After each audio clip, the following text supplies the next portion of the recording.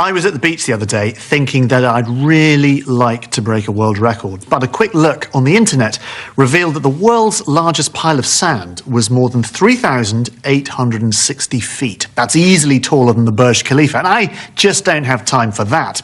Luckily, my other world record attempt is still going strong. I'm currently competing to be the world's oldest man. Still, sand dunes are great. After all, sliding down one is loads of fun. Although driving up a sandy bank looks a little more challenging. And running down them, well, that just looks awful.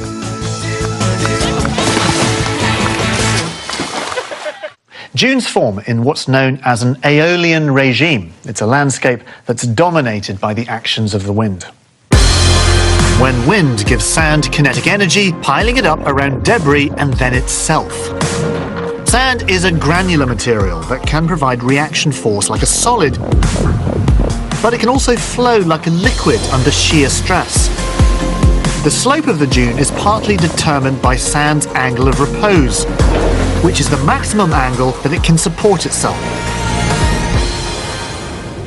Dunes shift over time, but if you want to see some, then a pretty safe bet would be to head to Australia, home of the Simpson Desert and the world's largest parallel sand dunes, each one stretching up to 100 miles long, which is nearly as impressive as what our team of testers have been getting up to. Our Australian research team here are testing the way the bodyboard interacts with the granular material of the dune. Apparently quite well. But I'm not sure he thought that through. The gradient of the dune means that he has momentum with both forwards and downwards components. But when he reaches the bottom, the board levels out and is slowed by the sand, which means all his meals will taste a bit gritty for a while. In Peru, one of our testers has borrowed a high-powered pickup and seems to be having fun. Yeah, that's going to be an awkward chat with the owner.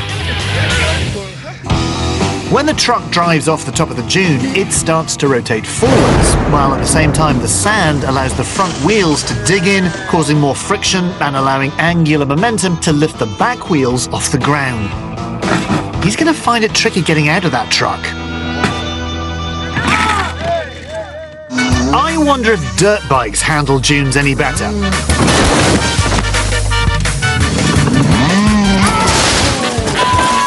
Well, clearly not. As the rider reaches the peak of the dune, his heavily loaded rear suspension decompresses, giving the bike angular velocity. And because the dune then drops away, he has lots of airtime in which to rotate forwards. I'm sure it's just a one-off accident, though. Maybe not.